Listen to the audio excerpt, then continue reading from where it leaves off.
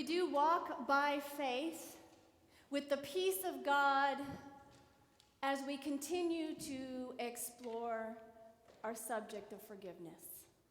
In our gospel lesson, Peter approaches Jesus with a hypothetical. I can almost see Peter as if he thinks he's going to best Jesus. You know, this little dialogue that they continue to have throughout the gospel. And he says, "Hey, Jesus, if someone has wronged me over and over again, how many times do I have to forgive them? How many times do I have to give up my right to retribution? Let's say they've done it, 6 times. I like how Adam Hamilton, in the book that we've been reading, interprets Peter as already in this situation. You know, maybe it is his brother or his friends, James and John, who are part of that small circle of the church. Because when Peter talks about the church, he's talking about that small circle of the 12 and those other followers. So maybe he has in his mind that his brother or his close friends have already done something 6 times that really irks him. And he's waiting for Jesus to give the answer. That, 6 times is enough. But Peter says 7, maybe. Well, Jesus then begins to say, no, not 7, but 77 times. And here's where we enter into that church math. Because, you know, we talk about church math, the numbers are a little fuzzy. Because 70 times 7 would equal 490, right? So we can put it up so we can have a visual so we know what we're talking about. That's math, right? Hard and fast rules. 70 times 7 equals 490. So if Jesus is telling us that 70 times 7 is all that we have to do in terms of forgiving people, so when we get to 489 times that somebody's done something to hurt us or irk us, we're almost home free. Because the next time, we don't have to forgive. But no, because it's church math, right? And so it's been interpreted, the 70 times 7 really means 77. Again, not a hard, fast number because 7 is a special number. 7 in terms of the biblical interpretation, in terms of what it means, is not just 7 times or 77 times. 7 means complete or wholeness. So really when Jesus is talking about 77 or 7, he's talking about infinity. Are you ready for this equation? 70 times 7 equals infinity. Church math. You know, the feeding of the 5,000 isn't really the 5,000. So here we go. 70 times 7, infinity. As many times as it takes. And so we remember together that when we're in a situation where we're to offer forgiveness, there is an infinite number of times in which we're called to engage in forgiveness. And we remember together that forgiveness means the giving up of our right or emotional want to retribution.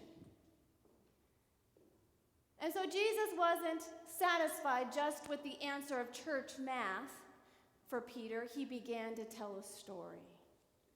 He tells the story of the wicked servant, the wicked slave, in which this slave goes before a king who he owes a great amount of money to. And the king is going to hold him accountable, and he doesn't have the money to pay, so he's going to be sent off with his family to be sold so that the king can get the money.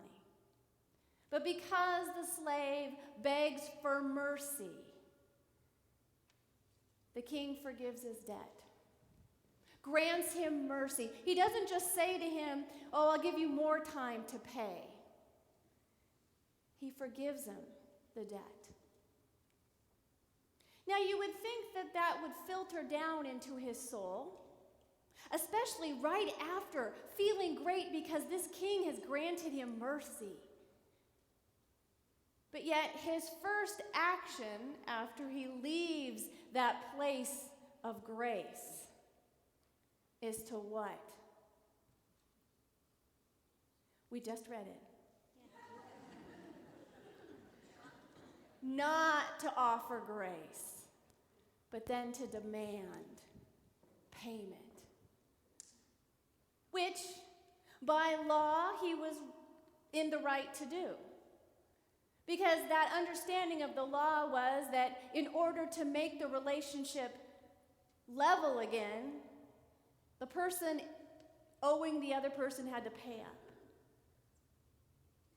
But we come to a place where God is asking us, challenging us to do something different. God is challenging us to look at forgiveness not as pay up so we can make the relationship right. The whole eye for an eye. The whole, you put one rock in my backpack, I'm going to put one rock in your backpack, and we're square. God's challenging us to do something different. Now, do you all feel that challenge? Those of us that have been on this journey for 4 weeks so far? Yeah, are you tired? I can see, yeah, they're all, yes, we're tired, Melissa. Have you unloaded your backpack only to find more rocks?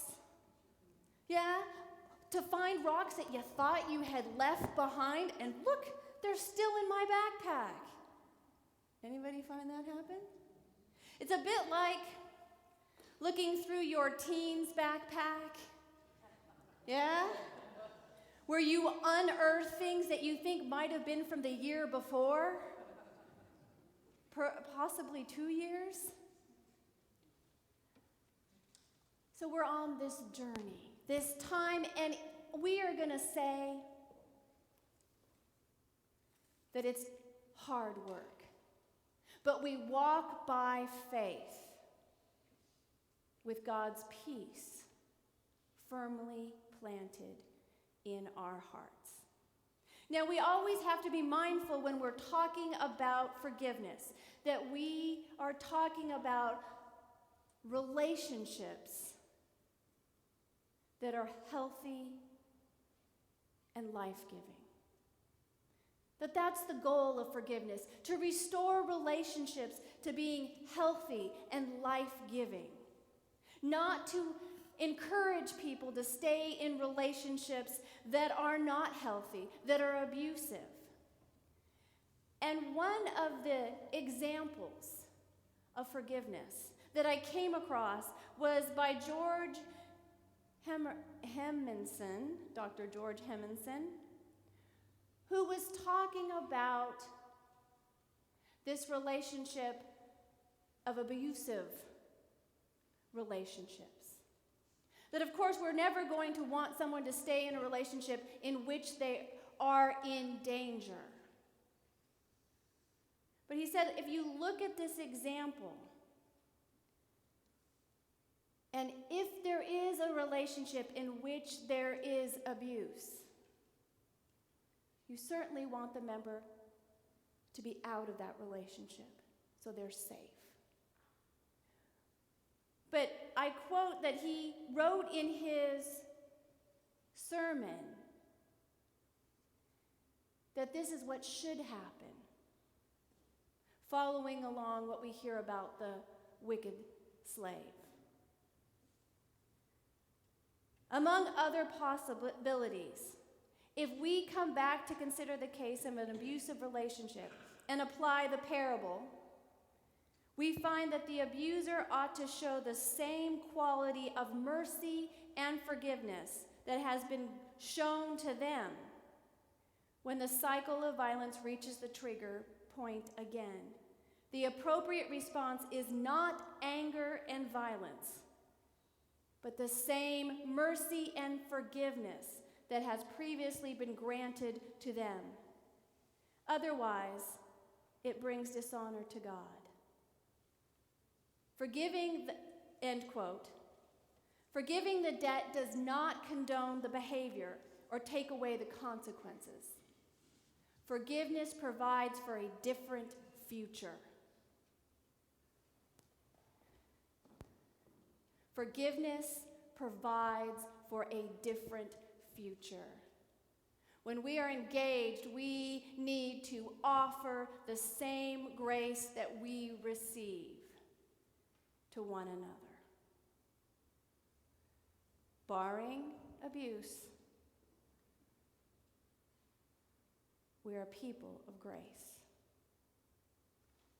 Now, we are working on our rocks. We are chipping away at our rocks. And you remember last week I scared the choir with my tools. As I began to chip away at my rock, they thought I was going to hurt something, someone, or the furniture, right? But nothing came out. Nothing broke away. I chipped away pretty hard, and nothing happened. Well, sometimes you need the right tools, right? And thank goodness a few of you said, Melissa, why are you using a wood chipper to work on stone? I don't know, what was in the toolbox. Sometimes you need the right tools. Thank goodness my friend Ron in the choir provided me with the right tools.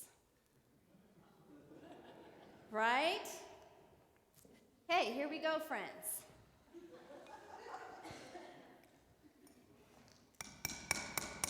It even sounds better, right?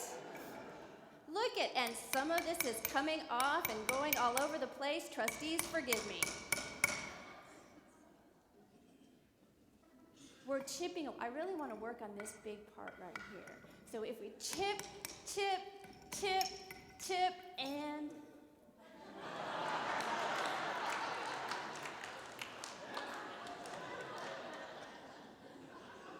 if you have the right tools, you're able to work on your rock. Now, friends, look with me. The rock is still there, but a piece is free. I can lay it on the altar and be done with that piece.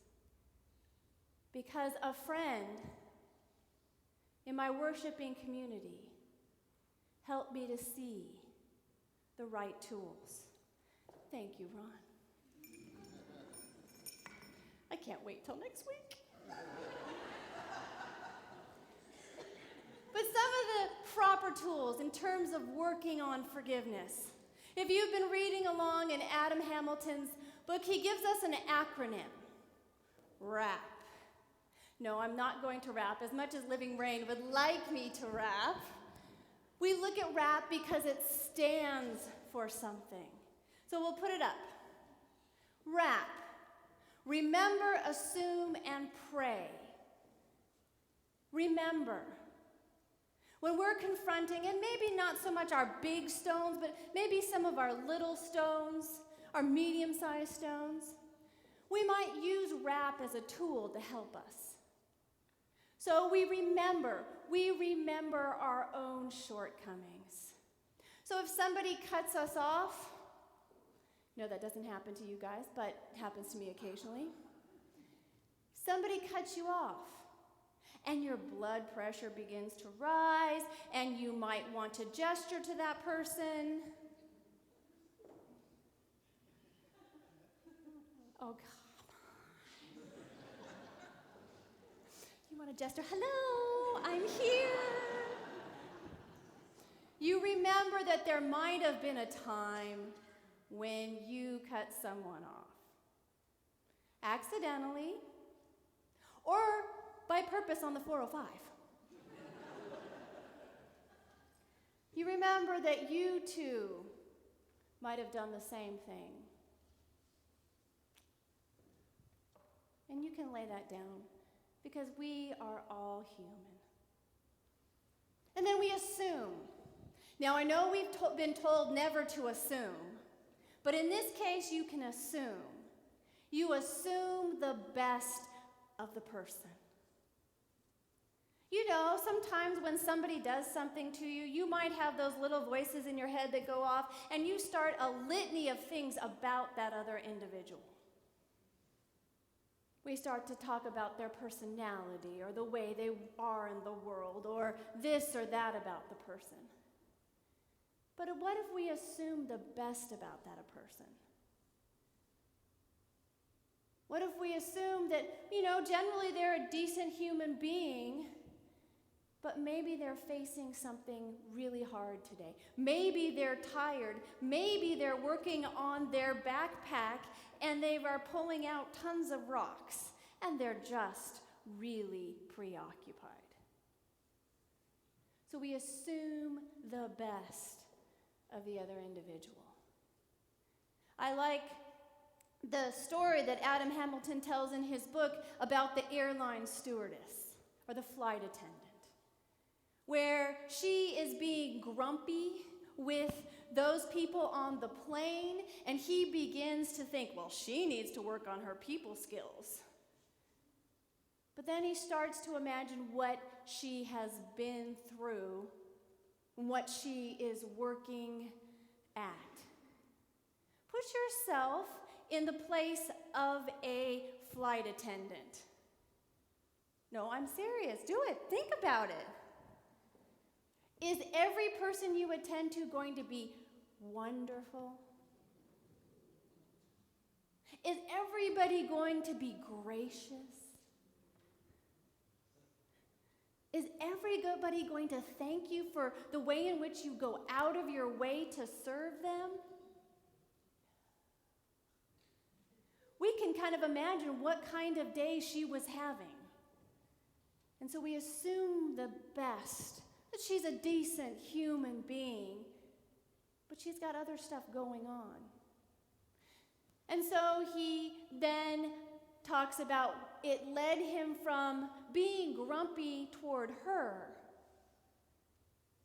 and assuming the best about her and imagining what she might be facing, and that led him right on into praying for her. Have you ever thought about praying for the person or people that irk you, hurt you, say a sharp word toward you? Have you ever thought of that? No? Let's think about that.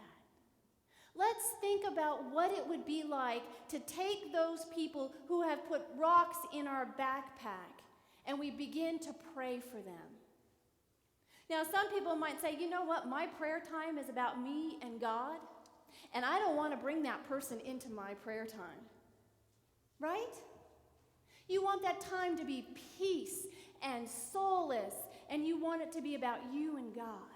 So why bring those people into that circle? Because if we bring them into our circle of prayer, we begin to take the rocks that we carry because of them to the altar of God, and we say to God, I don't know what makes that person do or think or be the way they are, but you do. Can you be the one who's in between us? Can you be the one that begins to work in our relationship or non-relationship and bring healing? Because I can't. So in your prayer time, you're bringing that person, that situation, that group into the presence of God and allowing God to be the one to work. Because we might not have the tools to do it. We might not have the insight that God has to bring about healing. Although, I know you guys don't do it, but sometimes I think I know more than God. Right? No, God doesn't need to work in that situation. I got it under control, right? Try bringing them to God in prayer and see how that allows you to take the rock out of your backpack and put it on the altar of God. Remember, assume, and pray. Wrap. Now, in our small groups, some people would say, you know what? That's good for the small to medium-sized rocks. I'm not sure that would work on the big rocks. I'm not sure that that will help me chip away at that big rock. So what will help us? What are the right tools for that big rock? What are the ways in which we can begin to find healing with those big rocks? We go back to what I was doing before, chipping away, knocking off pieces little by little with the tools. Either it's wrap, or it's finding a close friend that you can start to talk about this rock with. And they can then begin to help you chip away at the pieces. Because even when it's the fine dust that comes off, it's getting rid of this rock. Sometimes the rocks are so big that you have to seek a support group, another community who surrounds you to help you deal with it. Sometimes the rock is so big that you need to enter into therapy to help deal with this rock. But the fact that you are looking for the tools and beginning to address this means that you're working to get rid of it so it will no longer be in your backpack, be in your life, and weigh you down. Again, forgiveness is a process. It's not going to happen overnight. But when you chip away in faith and with the peace of God and the right tools, you step toward the healing of your life. You step toward the forgiveness that God is giving you, that you might share with one another. Because if we remember what our Corinthians passage said, we are ambassadors of reconciliation. And when we work on reconciliation in our own life, we make God visible to those around us. Some days, this is what forgiveness looks like. Help me, Lord. Help me, Lord. Help me, Lord. And we have the peace of God for those kinds of days. Amen.